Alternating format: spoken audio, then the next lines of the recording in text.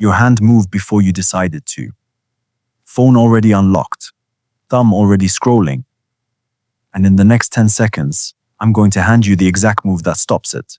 Not an app, not a detox. One tiny gap. Because this happens to you maybe 100 times a day. And not one of those times felt like a choice. That's not weakness. Something faster than your willpower keeps getting there first. And once you see what it is, you can't unsee it. Here's the part that's easy to miss. You didn't reach because you wanted the phone. You reached because you felt a tiny gap. A half second of boredom, of not knowing what to do next. And your brain grabbed the fastest thing that killed it. That gap is the whole game. Win it, and everything changes. But there's a reason. Almost nobody does. Hold on to that, because it's coming. Be honest for a second. When was the last time you sat in a boring moment and reached for nothing at all? Not last week. Today. Here's the number that should stop you cold. The average person picks up their phone over 300 times a day, once every 4 waking minutes. You're not choosing 300 times. You chose once, a long time ago, and you've been on autopilot ever since, which means the fix was never more discipline. And to prove it, don't picture some monk with superhuman focus. Picture someone in your exact spot. Same phone, same reflex, same 300 pickups. They changed one small thing, and the whole pattern went quiet. What they did wasn't quit. You've tried that. It lasts a weekend, then you're right back. Instead, they slipped a 10-second pause between the urge and the grab.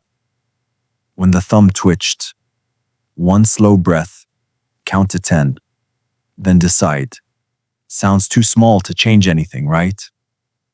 Here's what almost nobody accounts for. Those 10 seconds have nothing to do with willpower. They just give the slow part of your brain, the part that actually decides, enough time to catch the fast part that already reached. And you feel it immediately. Half the time, in those 10 seconds, you notice you didn't even want the phone. The urge fades on its own. The gap closes with no scroll at all. But that's still not the real reason this works. The real reason is the thing I told you to hold on to. Here it is. You can't beat the scroll head on because you were fighting reflex with more reflex, more rules, more blockers, more guilt. The dopamine trap runs on zero friction. No delay between wanting and getting. You don't break that with force.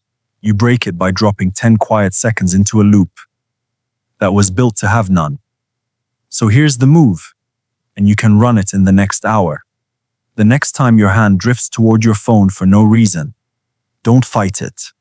Just count. 1, 2, 3, all the way to 10, before you unlock.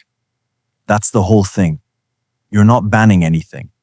You're building a doorway you have to walk through on purpose. Do it once and it's a fluke. Do it every time the thumb twitches today.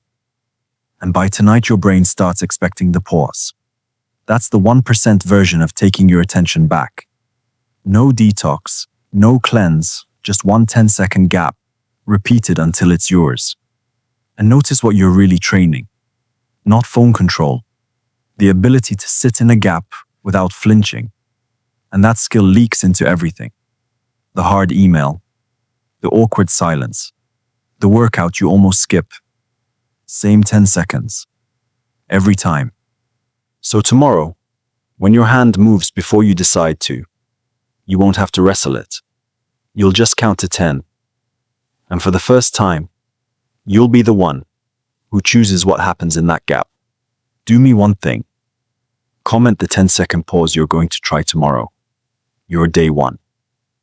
And I'll turn one of them into the character in the next video, where we go inside the exact moment the scroll finally loses its grip.